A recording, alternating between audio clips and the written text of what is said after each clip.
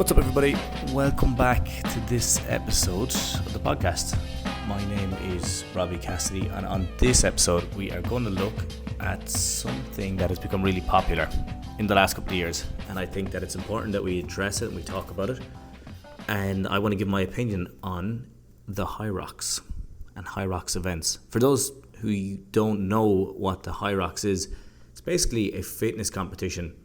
It's you could say it's probably a break off of CrossFit in a lot of ways, but it's focused on cardio mixed with strength exercises, and I have to say it's exploded over the last year or two, and as a result I've had a surge of clients who are training for Hyrox or are recovering from it.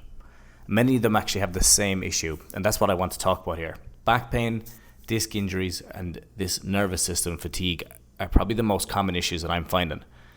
And you see that happens when they're building up, and then some people obviously don't get there because of this.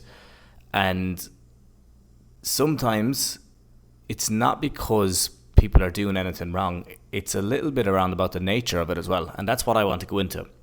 So a lot of people who are building up for these things, it's not that they're in any way lazy. It's in a lot of cases they're disciplined, they're performers, they're people who train, love to train, are focused and well able to push themselves. But sometimes that pushing can become an issue as well. And I've talked about this in other podcasts where we push the system too much and then we forget how to recover. But in this, I'm actually going to look at it from another angle because there's more going on here. So what's actually happening to the body during the Hyrox prep, and why are people breaking down before and after it, in the months after it? To be very specific, okay, and I can only speak on the people who have come to me. I'd love to hear more opinions from other physios as well, and people who have maybe done it, where what type of issues they've picked up. Honestly, the ones I'm noticing the most is like an L4, L5 and an L5S1 bulging disc. Now, this doesn't mean that everyone gets it, okay, and I'm going to be clear on that. But there's certain patterns that I'm noticing that these people may be missing out on, and this could be driving it a bit more. But some of the symptoms that people are coming to me with is lower back pain and tightness, getting shooting pain into the hamstring, into the calf, pain increasing after sessions. They're still able to push on, they're still able to drive through, they're still able to kind of get on with their life, but they're noticing it's increasing as they get closer to the Hyrox. And the more training that they do, it's causing it to become worse as well. Now, the thing about this is I love the attitude because the goal is there and we know it's going to be difficult to achieve it.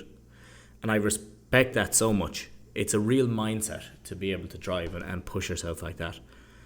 And then you obviously feel great once you've accomplished. But much more than the opposite side, where people are probably struggling a little bit to get going, not able to continue down this path for long enough to see the results of it. That's a little bit of the opposite of the other group of people that I'll deal with or work with, and they in themselves run into their own issues. But in this podcast I'm going to talk about more of the people who are driving on and kind of getting closer to the competition and then noticing these symptoms kicking up. So if that's you, this podcast is definitely for you. And if you are thinking about doing a Hyrox, or if you have done one, this podcast as well as we go through it should help to explain the things that you need to be aware of. Okay, now one big issue or one thing that I love with this is that when you're on this path of working on your discipline, people who struggle with discipline, this is off path a little bit, but people who are struggling with discipline, they don't realize that discipline is a skill.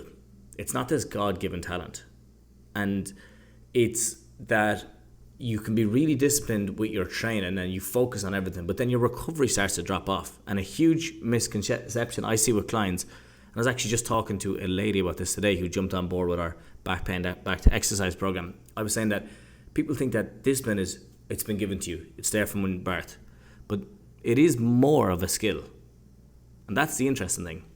And the funny thing is that it's a skill, but the hard part of this skill, like the really difficult part, is that training discipline requires the very thing that you don't have yet, okay, which is discipline itself.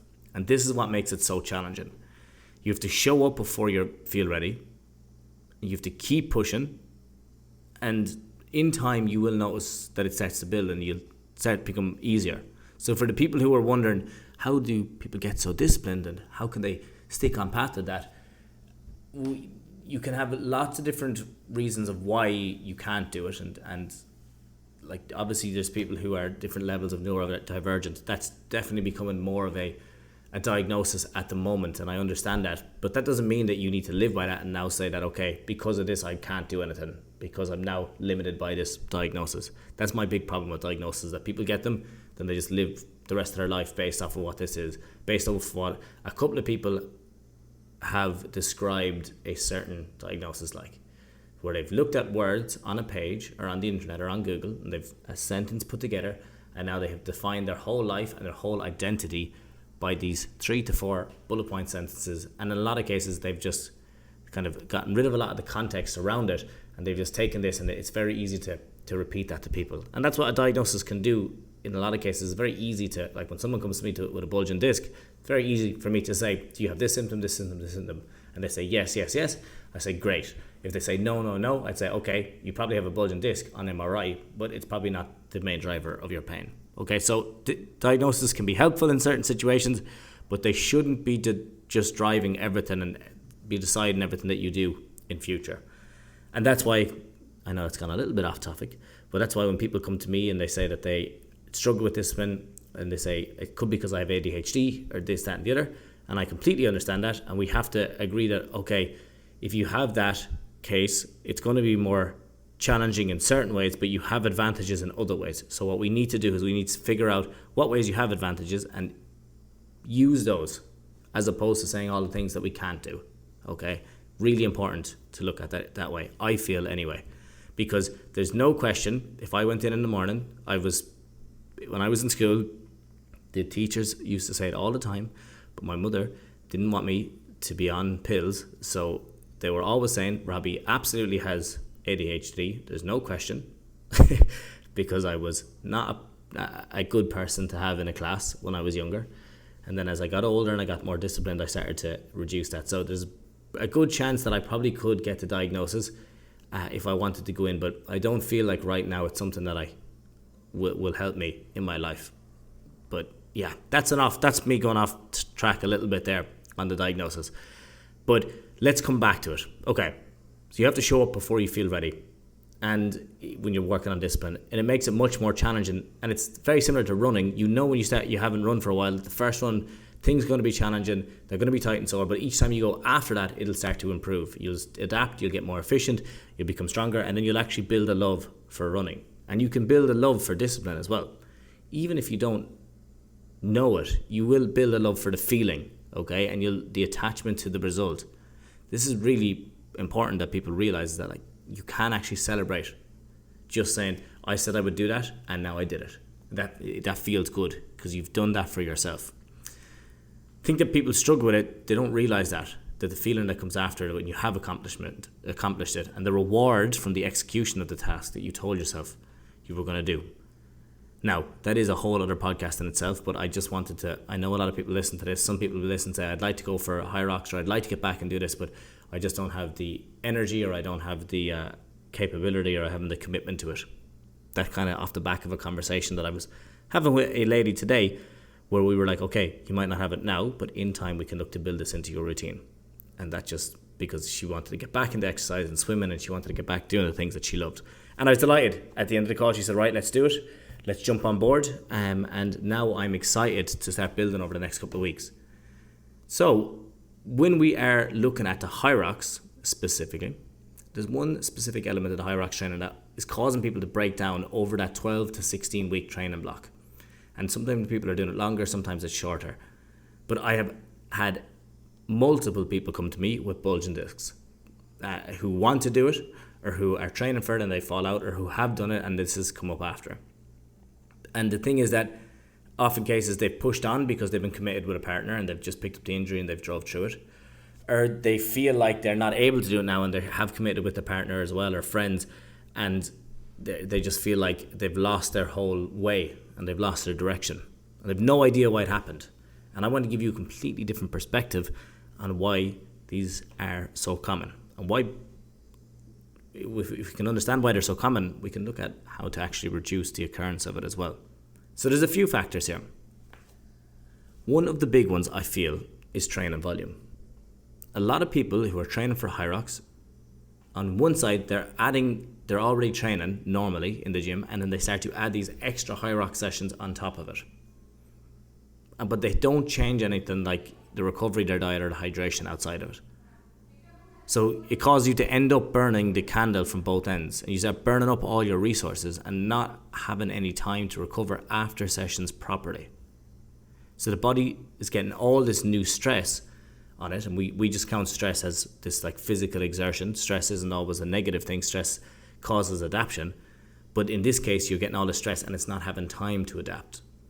And if you do that for long enough, the body will force you. It's like if you don't take care of your wellness, you will be forced to take care of your illness. I think that one always stood out to me because it just makes sense that in time, if you're not taking care of yourself, it will come back to bite you. And in this case here, if you continue to stress the body and you don't give it an opportunity to adapt and get stronger, then it's going to force you. And in a lot of cases, it'll break down. One of the signs that you can pick up on before this is if multiple areas start to kick up and get tight, like your shoulder, your knee, your hip, all these areas are starting to get tight and you're feeling a little bit of pain or discomfort, that's a sign that something needs to change. And if you just keep fighting through that, it's kind of a sign that the body's fatiguing. You're going to reach this point of breakdown a lot faster. And it's one factor that adds up over time is fatigue. So you might feel tired getting out of bed in the morning, you lack motivation, you just don't have energy to get through the days. All of these are symptoms, and these are things that we really work on with clients because, as I said, I work with both ends, the people who are pushing and then the people who need to be pushed a little bit. And both of these are so important on both ends of understanding the signs of fatigue that are specific to you at a different case. So it could be that you have cognitive fatigue or physical fatigue. It could be emotional fatigue, or it could be even a spiritual fatigue, are kind of the four quadrants of how we break it up. And we start to look at it in each case, which one do we need to work on. Now, they're obviously often interlinked, but just having this idea can really help us as well. Now, the other side of this is it's a new type of cardio. It's a new type of repeated exposure to explosive activity, to exercise. This is the basis of the Hyrox. You're doing lunges, and then you're doing burpee broad jumps, and you're doing a skier, and you're doing a rower, and you're doing 1K runs, or 8K altogether, but 1K run at a time. So it's like you're going from one thing to the next. It's different type of cardio, and then you're pushing heavy weight, where you're with the sled pull and the sled push. So when you add in these new type of repeated exposure, it's going to challenge the body, but more importantly, it's going to challenge the nervous system as well.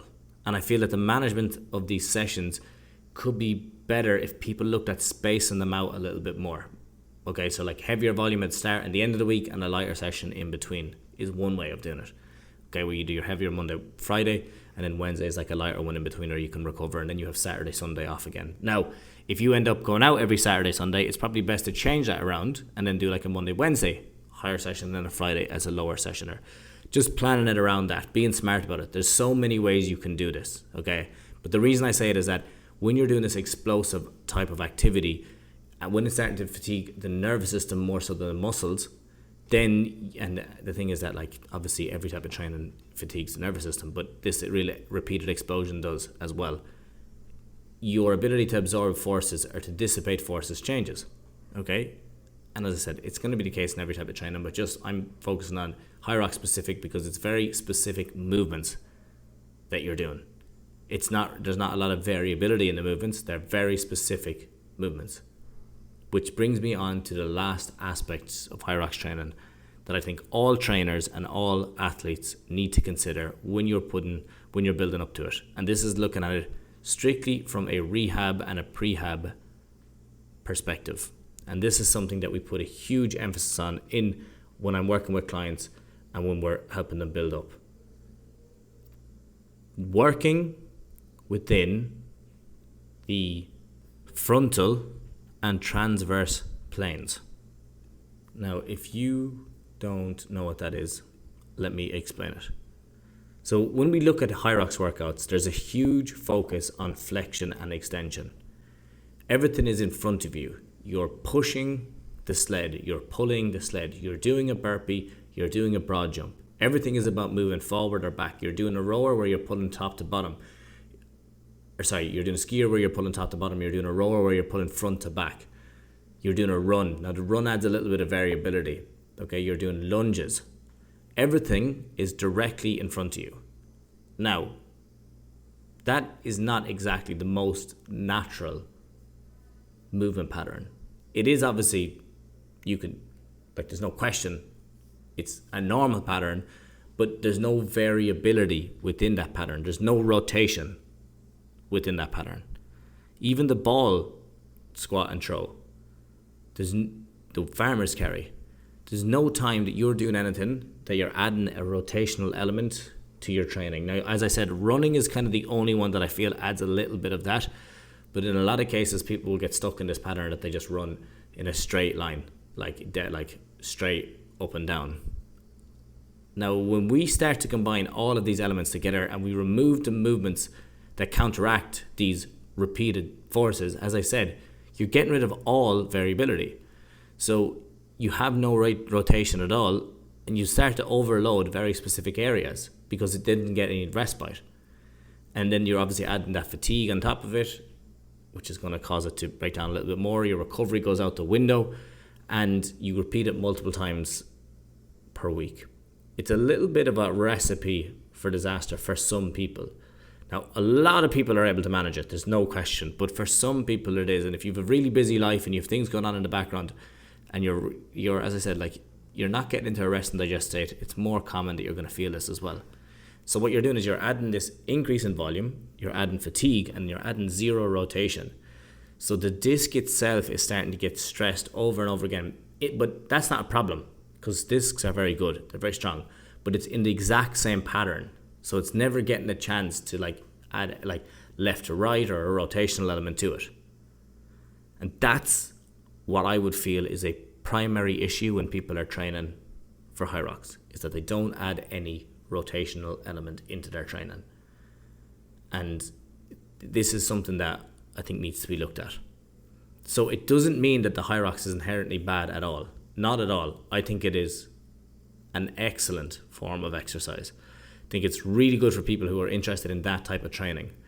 I think it helps a lot of people set a goal and have a community to work with, and you can obviously also do it with a friend, and you have your time and you can measure it. I really think it's a good thing. Like, people ask me, what are your thoughts on the Hyrox as a sport? I think it's a good one. I would look at, it's funny, I saw a guy saying that before. I thought it was an interesting way to describe it. He's like, they're creating sports now where you're getting rid of the skill element of a sport, like let's say skateboarding or something like that, where there's a lot of skill involved in it, and or hurling, perfect example, where there's a lot of skill involved in it, and you're taking the components that make up the training for that sport, like the gym work, and then you're making that the sport. And I was like, that's a funny way of looking at it. But if it works for people and it gets more people into exercise and they enjoy doing it and you love doing it, then absolutely I'm all for it. And if it keeps you healthy and it keeps you in a place that you are testing the body and making sure that you're stressing it and it's adapting, and you're getting more enjoyment out of your days and you feel better for it, all the better. Okay, I think that there's no argument against that. And these are the things that a lot of people miss, is that when they drop out of exercise and activity, they don't have a community and they don't have people to socialize with. They never get out of the house because they're working at home now. A lot of like the home office, you're working at home, and then you're getting your groceries, you're coming home, you're watching things on Netflix, and you don't really have, you're not breaking that pattern. You might go for a walk and stuff, but having these social communities and areas that you can go so that you can talk to people and enjoy yourself and push yourself with other people and set goals, I think that is so important. So I don't think that Hyrox is a bad thing at all, but it just means that we need to be a little bit more intelligent about how we approach our training for it. That's all I would say. And making sure all of the time that we're adding in that mixed approach, that we're taking note of, okay, where are the weaknesses within the competition and the training, and then coming up with solutions for that, and then proactively planning around it. Much the same, before and then after competition. So as you start to get closer to the competition, in the last couple of weeks where you're really like refining everything, I understand you might not be adding loads of rotational stuff within that time. But then afterwards, you look to rebuild again on the weaker areas. So the thing is that if we were breaking it down, it's that you should respect the goal. I love the idea, go for your competition, but also respect the load. Rotate your programming, periodize your sessions, space out the intensity, add a little bit of variability to what you're doing, and rotate your body. So look to add transverse work or frontal plane work. Your spine needs it. Things that work well, if people are asking, that I find work well, let's say, for my clients. The torsionator twist is really good. That's torsionator twist. I like that one. The Russian twist is really good. A Pallof press is very good. Okay? These things work really well. They're simple.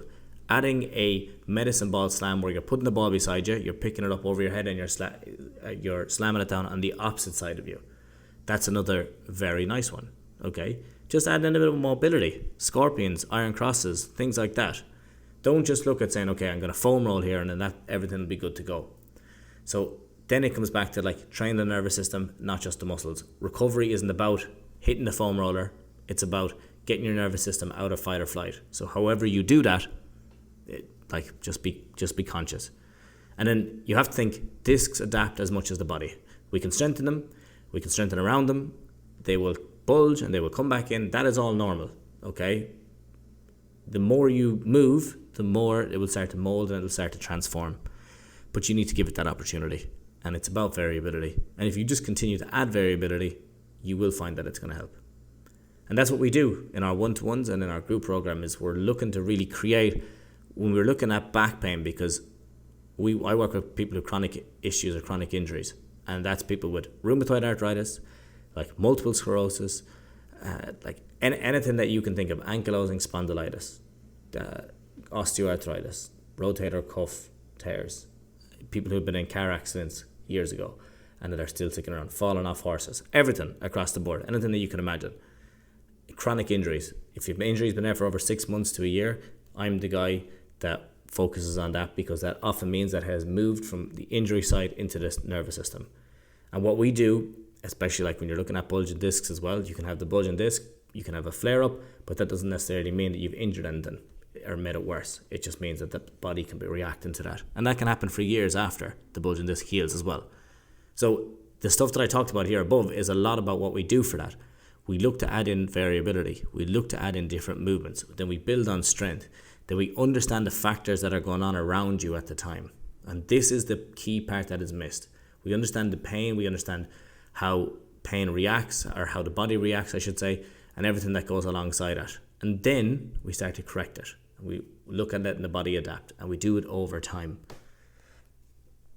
Do not forget, the body has an amazing ability to heal. It's unbelievable to heal if you give it the right structure and you give it the right opportunity. But you have to do that. And if you're just plodding along, hoping that things will get better, you'll often find that these will drag out for way longer than it should.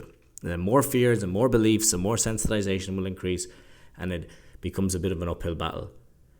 So if you need help with any of that, just shoot me a message. But I hope this podcast helped you to understand the fallbacks with Hyrox and what you can do then to overcome them. And I know I talked a little bit about discipline in the middle of that, but I think that that's important as well, because to get these things right, you need to be disciplined across the board. It's not just in the training, it's a bit in the recovery as well. Now, if you have any questions, shoot them to me on Robbie Cassidy _ Instagram, or Robbie Cassidy on LinkedIn. And you can also email me at info@themobilitytutor.com. We are taking on more people at the end of the year now for our one-to-one. So if you are looking at getting back into training in the spring, if you've been out for a long time, it's our select program. We only work with a small number of people. We have spaces opening up this week where people are just finishing up, and we'd be happy to work with you. But I can't find you, so you need to reach out to me and just say you're interested in the select program or you're interested in our back pain back to exercise program, where we help people get back into exercise who have chronic back pain or who have overcome that and now want to safely rebuild again. So yeah, if that's something you need help with, just reach out. Otherwise, thank you so much for listening to this podcast. I'd love if you could send it on to somebody who maybe is doing the Hyrox, and hopefully it will help them. And if you have any questions, shoot them over. Last thing is that I would love if you could rate this podcast. It really helps. I'm looking to get it up to 1,000 5-star ratings. I'm way off it right now on Spotify and on iTunes. Whatever one you listen to this, if you look at the ratings, they're abysmal. They need to improve. But they're like, I'm just trying to keep it 1,000 5-star ratings. And I'm a few off it. I would love if you could go up and just do that. And it just means the world to me. And I can really, I can improve the podcast and improve the guests and stuff over time. And please send it on to people. Share it on your story if you like it. And everything else is pretty chill. Hope everyone is doing well. That's all from me today. I shall chat to you at the same time next week. Have a good one.